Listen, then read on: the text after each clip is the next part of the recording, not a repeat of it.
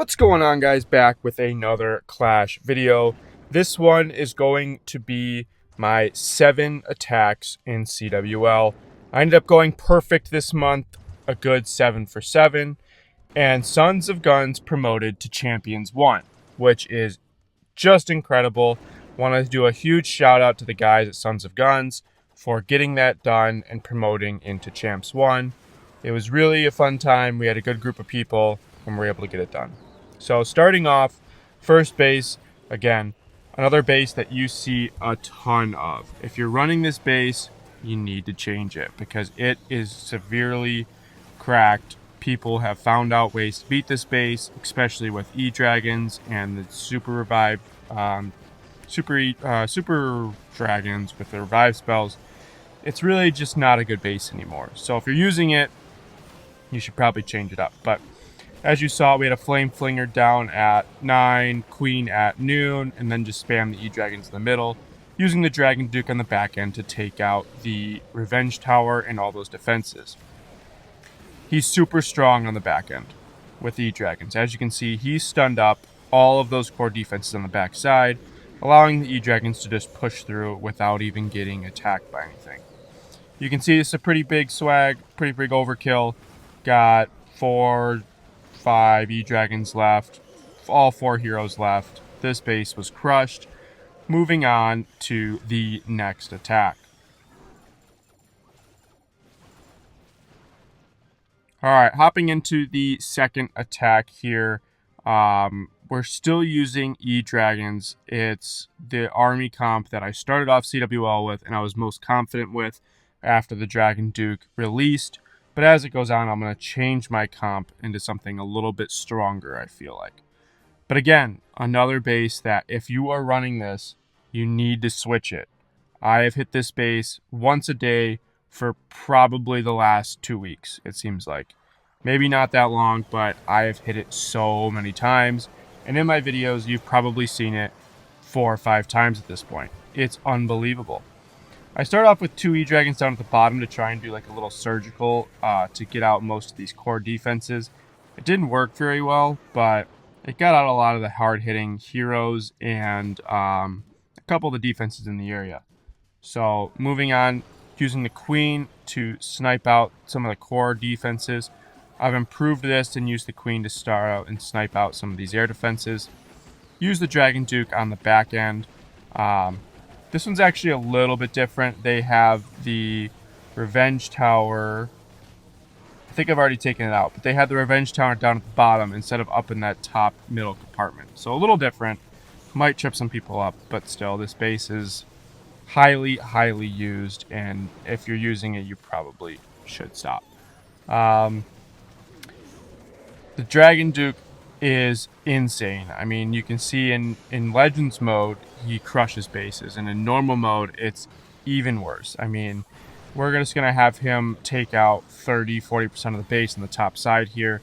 He's still alive, and once he gets into these areas where there's not a lot of hard-hitting defenses, he just recovers health and almost never dies. It's insane how much self-healing he has. I have a feeling that's going to be part of the nerf, is the self-healing, because literally you can put him in parts of the base, and if he gets into a section where he's not taking defense or damage, he just completely walks around and stays healthy and kills everyone. So attack 2 done. Moving on to attack 3. It's kind of like the ring style bases with the town hall in the middle. He's got the Revenge Tower a little close to the town hall though, which is going to allow me to get my dragons into the core and take out the town hall. So you can see I'm starting with 1 E-Dragon at the top, sniping out that air defense, just to get a little bit of a funnel going, and then 2 E-Dragons to snipe out the other air defense, while I use totems to distract these heroes. Dropping the Queen down at the bottom, and she's going to actually take out... Oh, I missed. She should have taken out 2 air defenses, but I missed the back end air defense. That giant arrow, man, it gets me every once in a while. I really lined it up, especially in CWL. I'm like picking specific tiles, and somehow I still miss. Don't know how it works.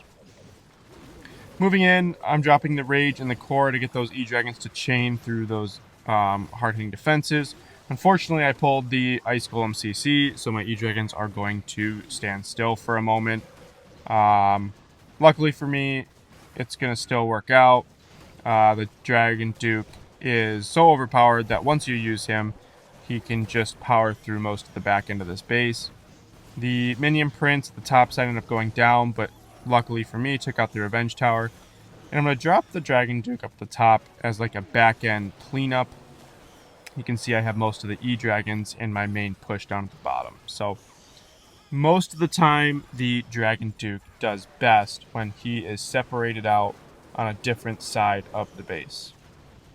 In this instance, he is clearly taking out most of the strong defenses in the area and will allow this base to end up being crushed. I'm going to have a couple spells left over that I didn't need and just get the attack done. And I'll see you in the next one. Moving on to the next attack here, and I'm just going to fast forward through it because you guys have seen this base and there's no need to go over it yet again. The people who use this base, man, I mean, I see this one and that other one a couple times a day. It's unbelievable. And if you're using it, you really need to stop. Maybe I should do a few base link videos just so that people can change up these bases. If you do have this base and you're watching this video, let me know if you want to see that. If you want to see some base link videos, I can more than happy to grab a few base links and put them into videos for people to use. Now moving on to this attack here, I want to talk for a second about the clan that we're hitting, Hit for Hire. Now, these guys were incredibly strong, and they were our competitors mostly through the push to Champions 1 and Champs 2. It came down to the final attack on the final day. Now, these guys were nice enough. They came and joined our clan. They talked with us and were very nice. Just basically having a good time, and they invited us over for a watch party for the final attack of the CWL. It ended up going our way, but in all honesty, they could be the ones being promoted right now as well. So I just want to do a huge shout out to them. They were amazing sports and really enjoyed our time going over there, being able to do the watch party. And like I said, either way, one of us was going to go up, one of us was going to be staying in Champs 2.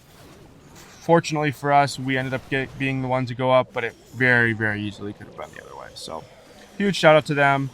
I didn't really talk much about the attack here, but just wanted to shout them out for having a good time and being just great sports and just being great people in the game. Really, really, really nice people. So, as you can see, this attack is finishing up here. I didn't really talk much about it, but it's the same sort of style as all the other bases. Funnel on both sides with the E-Dragons in the core. And now here is where I change up my attack strategy. I started running this attack strategy in Legends, and it is so overpowerful.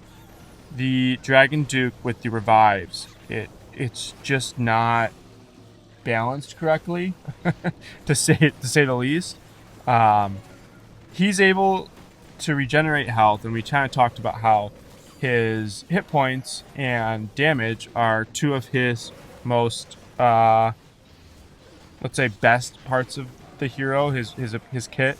And to be able to revive 80% of his super tanky ability is just insane. And moving off of that as well, like, if you get him into a part of the base where he can start regenning health, you're getting even more than that 80% that you're reviving. So every time you revive him, you just gain hit points. And he can tank for the Super Dragons in the back end. The Super Dragons really aren't the huge success part of this attack, but they're so tanky and they're able to get through high hit point and high DPS parts of the base where you can put the Dragon Duke on the back end and just allow him to take out the defenses that aren't as hard hitting. The one thing with the strategy I will caution is sending your Dragon Duke into the Monolith, or really the Monolith in general. The Monolith is probably the biggest defense mechanism for this attack. If the Dragon Duke gets locked on by the Monolith. The Monolith does a % damage based on the hero's hit points. So instead of like a normal defense only doing 200 to 300 damage per second, it's doing significantly more. You can see he can actually tank the Revenge Tower, and I just revived some of my heroes here to clean up, but I really didn't need to. He would have survived throughout the rest of the attack and taken down those defenses. So he's super strong. I'm assuming he's going to get nerfed in the coming days here. And then we're going to go into the final attack.